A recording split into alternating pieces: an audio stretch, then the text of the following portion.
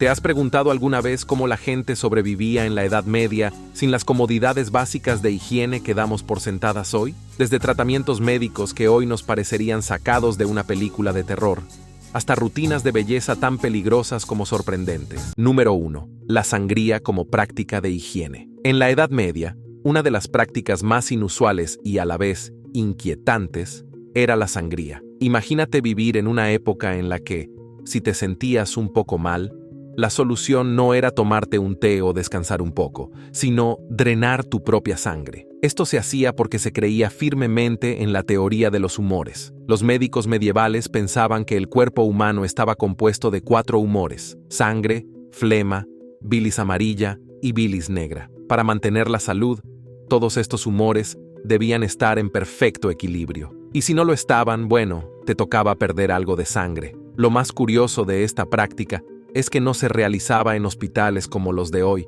sino en lugares tan variados como monasterios, plazas públicas o incluso en la comodidad de tu hogar. Los encargados de realizar la sangría no eran necesariamente médicos.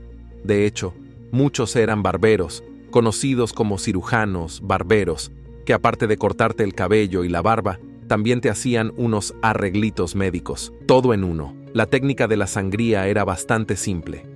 Te hacían pequeñas incisiones en la piel para que la sangre fluyera, o en ocasiones se usaban sanguijuelas, esos pequeños bichos viscosos que succionaban la sangre de manera eficiente. La idea era reducir la cantidad de sangre para equilibrar el cuerpo. Si te desmayabas en el proceso, eso no era un mal indicio, simplemente significaba que el tratamiento estaba funcionando. Esta práctica, aunque muy común, tenía sus riesgos. Drenar demasiada sangre podía llevar a la muerte, y las infecciones en el lugar de la incisión eran comunes debido a la falta de higiene. Si eras lo suficientemente desafortunado como para enfermar en la Edad Media, podrías terminar más débil o incluso muerto después de una sesión de sangría. Sin embargo, la idea de que perder sangre podía curarte estaba tan arraigada que la práctica sobrevivió durante siglos. Número 2. Baños públicos y el lavado comunitario. Imagínate que estás en la Edad Media y ha llegado el momento de darte un baño. Pero no esperes tener la privacidad de tu baño moderno,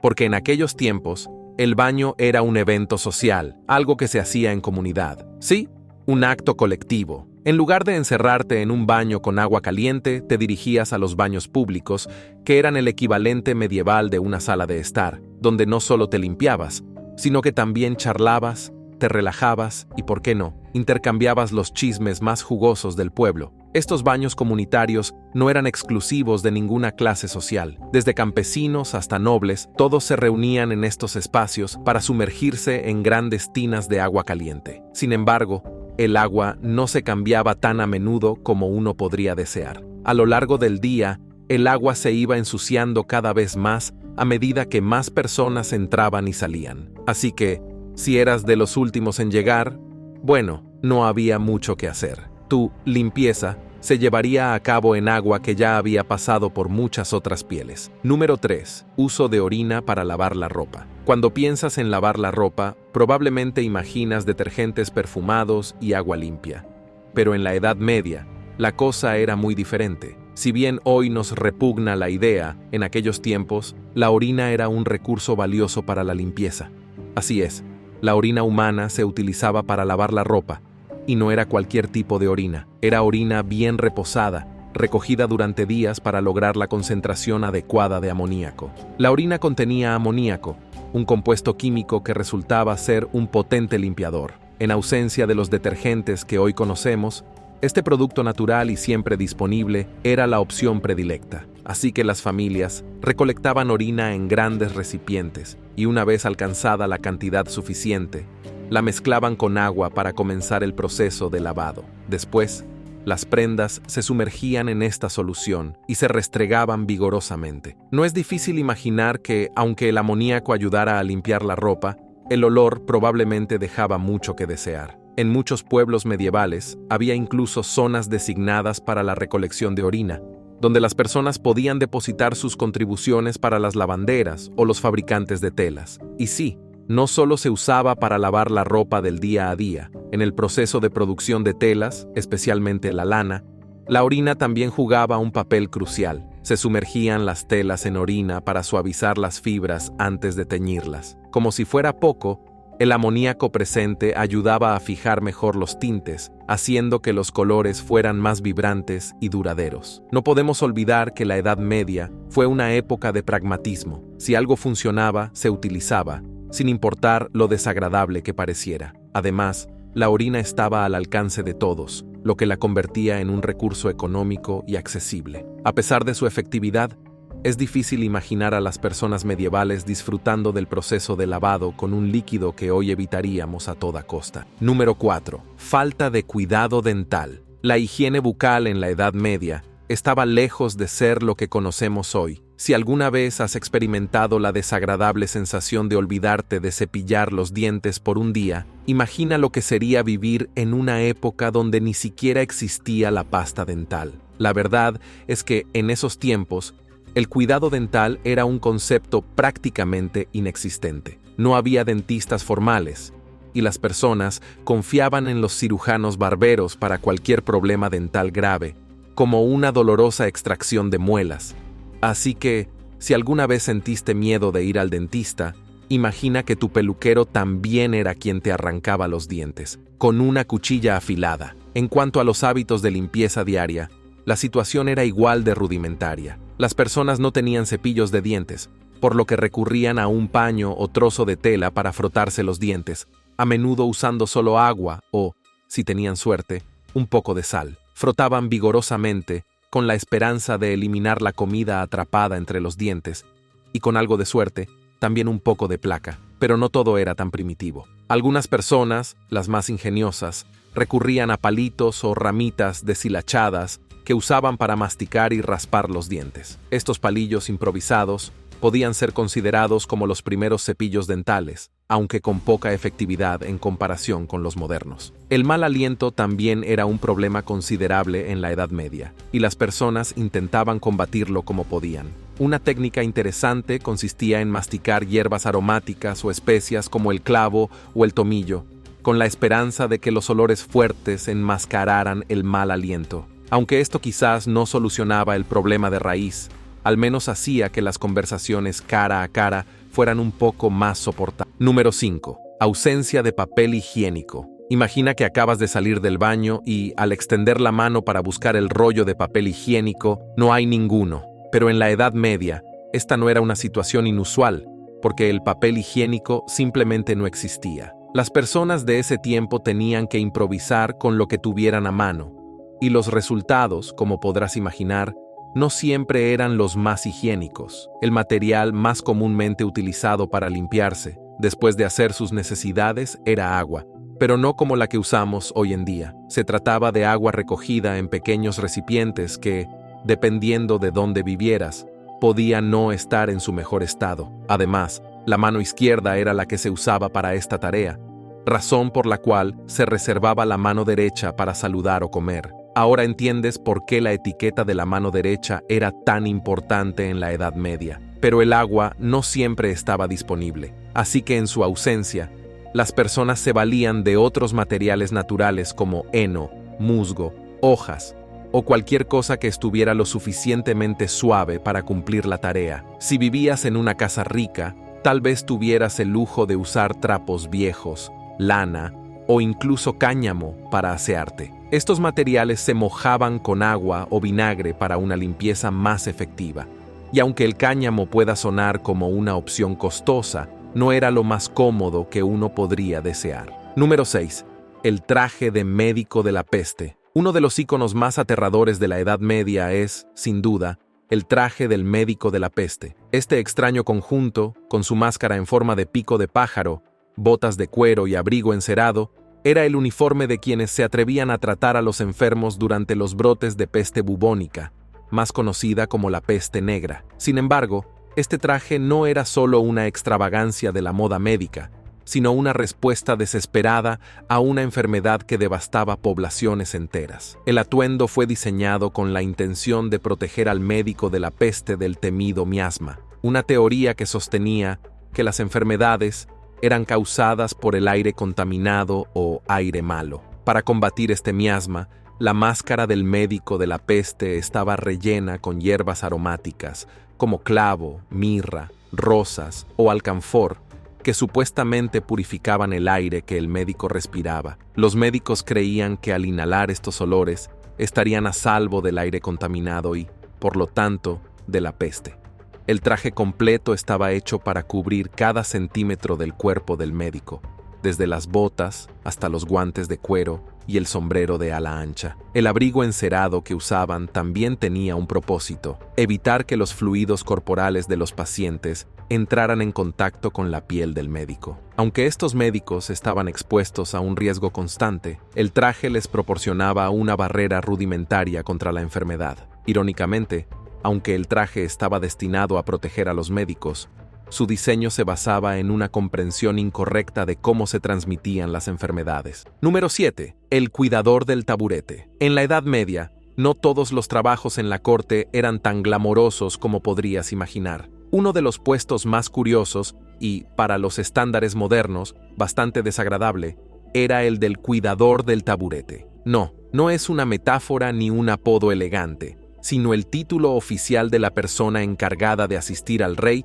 durante sus necesidades más naturales. Aunque suene sorprendente, este trabajo era uno de los más prestigiosos de la corte, porque proporcionaba un acceso íntimo al monarca. Imagina que tu trabajo consiste en estar al lado del rey cada vez que tiene que usar el retrete, conocido como taburete, que no era más que una silla con un orificio en el asiento, permitiendo al rey realizar sus necesidades. Pero el trabajo del cuidador del taburete no terminaba ahí. Su deber incluía limpiar al monarca después de usar el taburete, ayudarle a vestirse, proveer agua para que se lavara las manos y, en general, asegurarse de que el rey estuviera siempre limpio y presentable.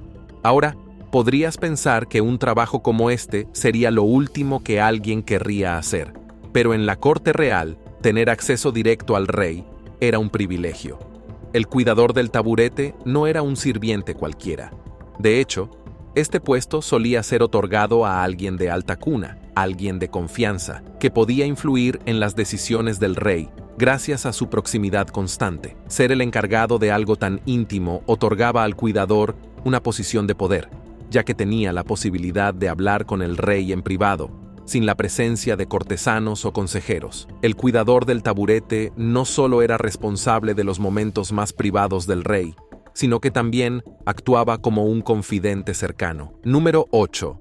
Tirar los desechos por las ventanas. Si alguna vez has caminado por las calles de una ciudad y te has quejado del ruido o del tráfico, ten por seguro que las quejas de un transeúnte medieval eran bastante distintas. En las abarrotadas ciudades de la Edad Media, uno de los mayores peligros que acechaba a los peatones no era ser atropellado por un carro, sino ser sorprendido por una lluvia inesperada, de orina y excrementos. En una época en la que las casas no tenían baños interiores y mucho menos sistemas de alcantarillado, la solución más práctica para deshacerse de los desechos humanos era lanzarlos directamente por la ventana. Los orinales llenos de orina y heces se vaciaban desde las ventanas hacia las calles adoquinadas de abajo, lo que creaba un ambiente, digamos, muy poco agradable para cualquiera que caminara por allí. Pero no te preocupes, los residentes medievales no eran tan crueles como para arrojar sus desechos sin advertencia. Por lo general,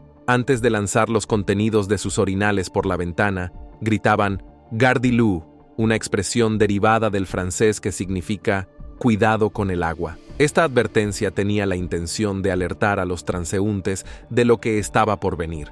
Sin embargo, no siempre era efectiva, y más de un desafortunado ciudadano terminó con una desagradable sorpresa desde las alturas. Este sistema de eliminación de residuos, si es que se puede llamar así, no solo resultaba en una experiencia desagradable para los peatones, sino que también contribuía a los problemas de salud de la época. Las calles de las ciudades medievales estaban sucias y llenas de desechos, lo que creaba un caldo de cultivo perfecto para enfermedades. Durante la temporada de lluvias, los desechos humanos se esparcían por todas partes, contaminando el agua potable y propagando enfermedades como el cólera y la peste. Para las personas que vivían en estas ciudades superpobladas, esta práctica era simplemente parte de la vida cotidiana. No había otra manera de deshacerse de los desechos, así que, a falta de mejores opciones, el aire libre se convirtió en la solución más sencilla, aunque no la más higiénica. Número 9. Miasma y el aire contaminado. Hoy en día sabemos que las enfermedades son causadas por virus, bacterias o gérmenes,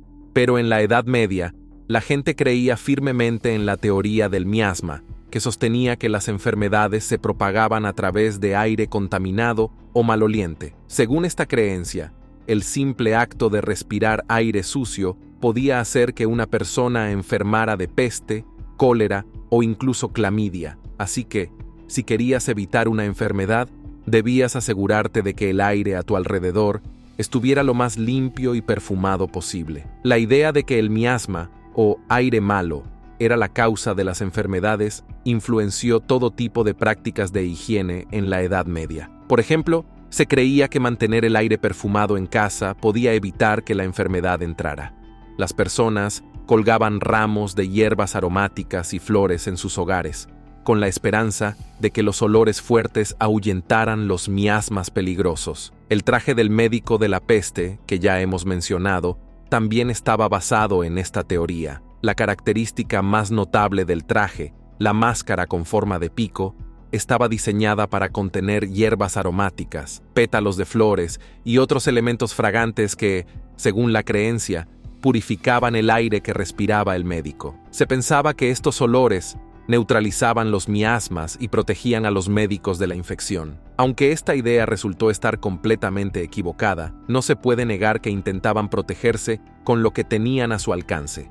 La teoría del miasma también influyó en las decisiones sobre la higiene pública. Durante los brotes de peste, se creía que los baños públicos, con su aire caliente y húmedo, eran un caldo de cultivo para los miasmas, y por lo tanto, las personas comenzaron a evitarlos. Este temor al aire contaminado contribuyó al declive de la higiene pública, ya que la gente prefería mantenerse alejada de los baños, creyendo que de esa manera evitarían enfermarse. Sin embargo, la idea de los miasmas no solo se limitaba a los hogares y los baños. Las ciudades medievales, con sus calles llenas de desechos y aire maloliente, se consideraban lugares peligrosos. Durante los brotes de peste, los ciudadanos más ricos a menudo huían al campo, donde el aire era más fresco y menos propenso a contener miasmas. Incluso los monarcas se retiraban a sus palacios rurales, convencidos de que alejarse de la ciudad les ayudaría a mantenerse sanos. Número 10. Pelucas empolvadas para cubrir infestaciones de piojos. Si alguna vez has visto retratos de la realeza europea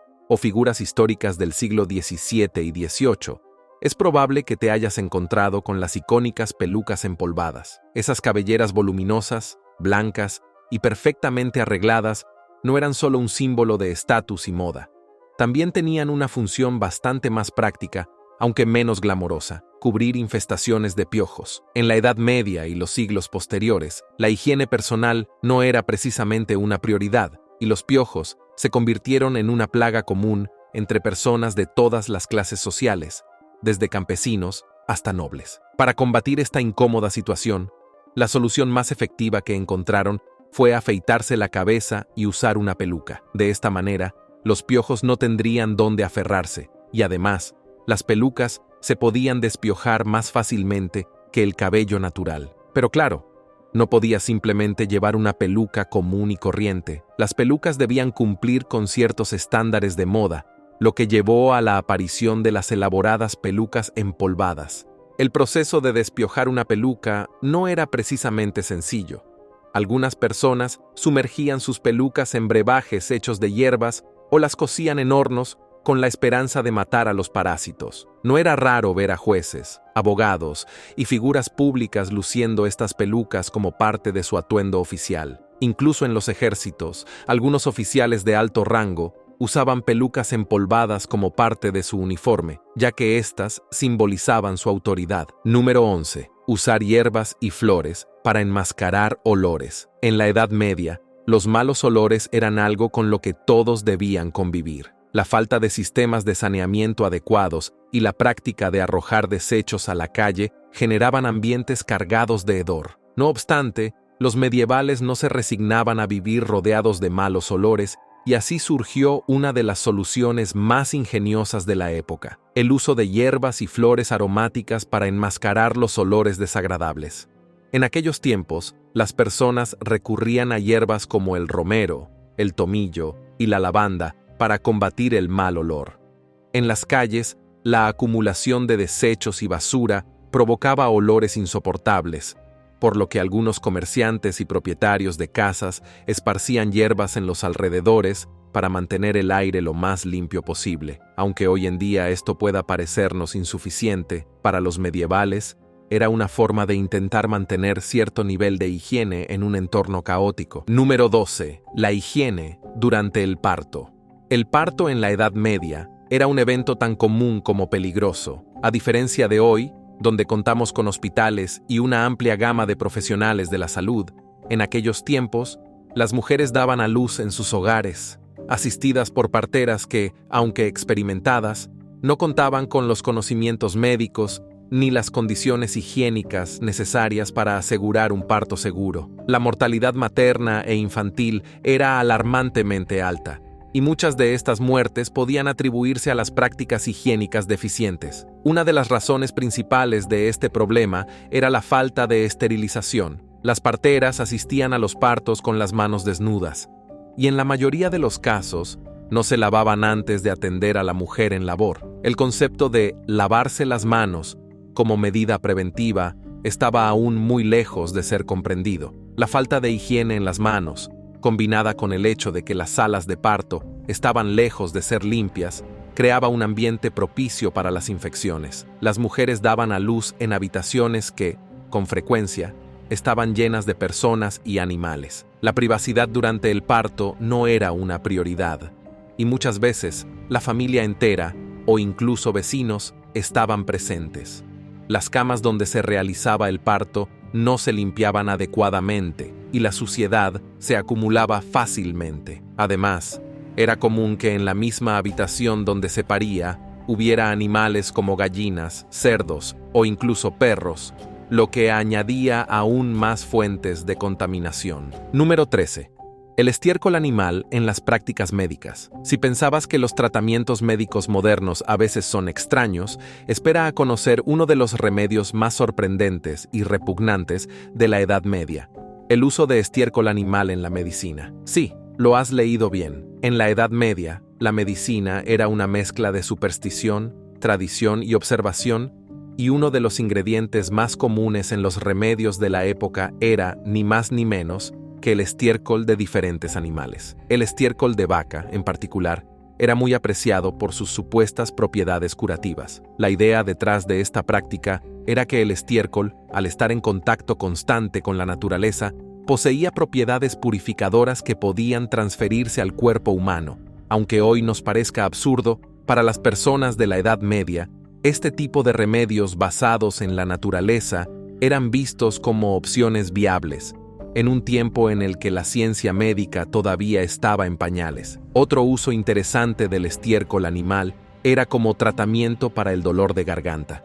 El estiércol de perro se aplicaba externamente sobre la garganta con la esperanza de aliviar el malestar y las infecciones. Esta mezcla a menudo se combinaba con otros ingredientes, como hierbas y aceites, para hacerla más efectiva. A pesar de lo desagradable que suena, para las personas de la Edad Media, este tipo de remedios formaba parte de un enfoque general de ensayo y error. Los pacientes y médicos medievales no tenían el conocimiento necesario para comprender cómo funcionaban las infecciones o los gérmenes, por lo que confiaban en lo que tenían a su disposición. Número 14. Ayuno para la purificación. El ayuno es una práctica antigua que ha sido parte de muchas culturas y religiones a lo largo de la historia, y en la Edad Media se consideraba no solo una práctica espiritual, sino también una forma de purificación física. En un tiempo donde la religión tenía un control profundo sobre la vida diaria, el ayuno no era solo una prueba de devoción a Dios,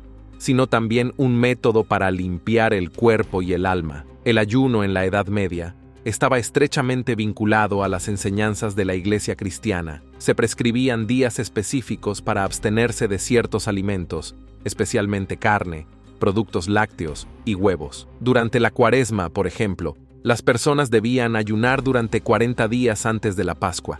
En este tiempo, el consumo de carne estaba prohibido, y muchas personas subsistían con una dieta de vegetales, pan y agua. Además de la Cuaresma, los miércoles y viernes también eran días de ayuno. Estos días servían para conmemorar la traición de Judas y la crucifixión de Jesús.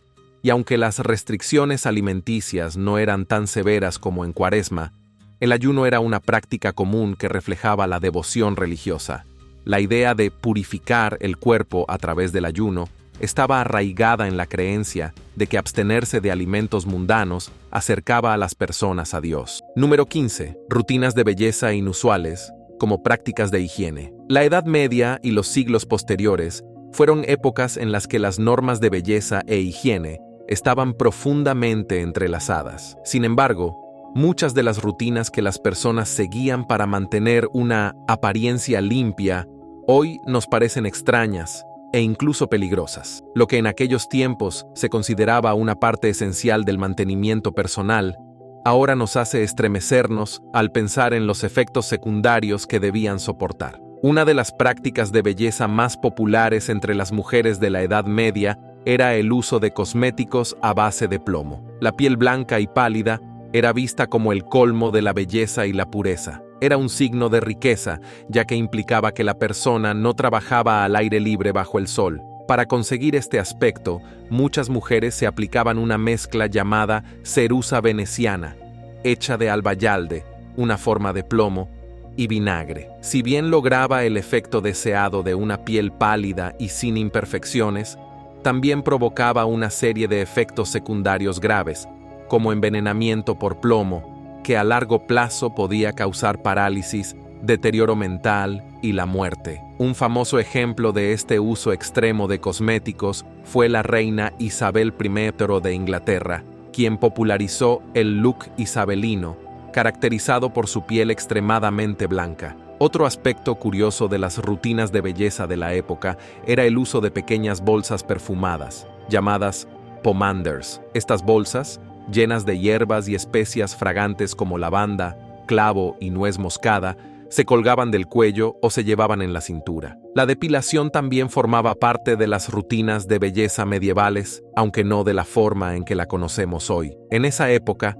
tener una frente alta y despejada era considerado un signo de belleza, lo que llevó a muchas mujeres a depilarse o afeitarse el cabello en la línea de las entradas para crear la ilusión de una frente más amplia. El resultado era un rostro alargado que se consideraba estéticamente ideal. Además, las cejas delgadas y arqueadas eran otro rasgo deseable, por lo que muchas mujeres se las afeitaban o las delineaban con carbón.